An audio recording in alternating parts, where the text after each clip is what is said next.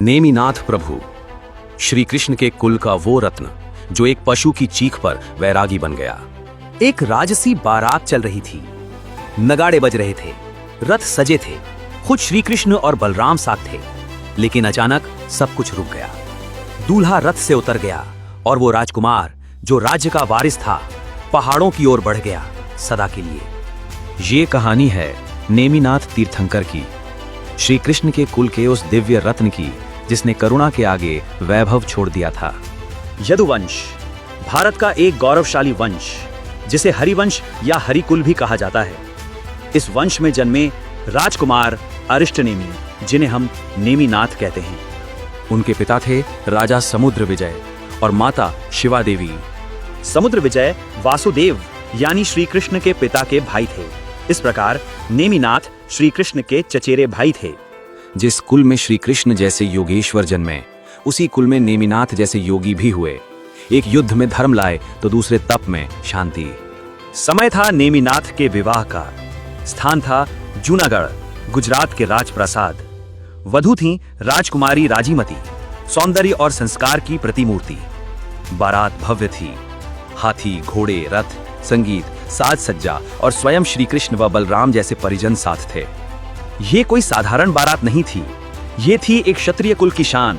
पर क्षत्रिय का हृदय जब श्रमण परंपरा से जुड़ा हो तब वैभव के बीच भी वैराग्य छिपा होता है। जैसे ही बारात महल के द्वार पर पहुंची, नेमिनाथ को किसी करुण आवाज ने चौंका दिया। वो आवाज थी पशुओं के रुदन की, उनकी माओं की चीत्कार की जो बाड़ों में बंद थीं। सारथी, ये रुदन किसका है? कौन रो रहा है? आर्य, बारात के भोज के लिए पशु लाए गए हैं, उन्हें यहां बांध रखा गया है, यही उनकी चीत्कार है। नेमिनाथ का चेहरा गंभीर हो गया। उन्होंने चारों ओर देखा और एक गहरी सांस ली। मेरे कारण ये निर्दोष प्राणी दुख में है, क्या यही मेरा धर्म है? नहीं। तुरंत उन्होंने रथ से उतरकर सबके सामने वैराग्य की घोषणा कर दी। आज से नेमिनाथ किसी राजकुमारी का वर नहीं, आत्मा का साधक होगा। मैं विवाह नहीं करूंगा। मैं अब उस सत्य की ओर जाऊंगा जहां कोई दुख ना हो, कोई हिंसा ना हो, केवल करुणा हो। जब राजकुमारी राजीमती को यह ज्ञात हुआ, वो रो पड़ी। पर उनकी पीड़ा में मोह नहीं था, सम्मान था। उन्होंने भी संसार से विरक्ति ली और बाद में दीक्षा लेकर आर्यिका बनी। ये प्रेम का शिखर था जहां साथ ना होकर भी आत्मा जुड़ी रही। नेमिनाथ गिरनार पर्वत की ओर निकल गए, एकांत, ध्यान और तप के पथ पर। वहीं उन्होंने 12 वर्षों तक घोर तप किया, निःशब्द, निर्विकार, निर्लोभी। अंततः उन्हें प्राप्त हुआ कैवल्य ज्ञान और वे बन गए जैन धर्म के 22वें तीर्थंकर। राजा बन सकते थे लेकिन बन गए तीर्थंकर, वे जिनके चरणों में लाखों आत्माएं मोक्ष की राह पाती हैं। श्री कृष्ण और नेमिनाथ एक ही कुल के दो चिराग, दो आदर्श। श्री कृष्ण युद्ध भूमि में धर्म का घोष करते हैं, नेमिनाथ मौन में धर्म की साधना करते हैं। एक ने अर्जुन को गीता सुनाई, दूसरे ने गिरनार पर ध्यान की गहराई दिखाई। नेमिनाथ का निर्वाण गिरनार पर्वत की 5वीं टोंक से हुआ। आज भी हजारों तीर्थयात्री उस पथ पर नतमस्तक होते हैं। जिस पथ पर उन्होंने कदम रखा वो आज भी करुणा और अहिंसा का पथ है।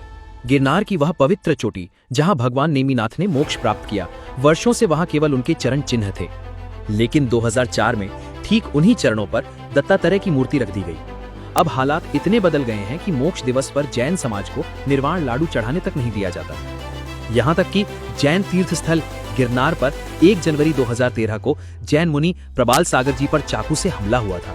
भक्तों को आज भी जान से मारने की धमकियां मिलती हैं। पुरुषों और महिलाओं के साथ अपमानजनक व्यवहार किया जाता है। ये केवल जैन धर्म पर नहीं, भारतीय सांस्कृतिक धरोहर पर सीधा हमला है। हम सभी भारतीय संस्कृति के रक्षकों से आग्रह करते हैं, आइए आगे आइए और गिरनार इस जैन तीर्थ पर जैन अधिकारों की पुनः स्थापना में साथ दें। जय गिरनार, जय नेमिनाथ, जय श्री कृष्ण।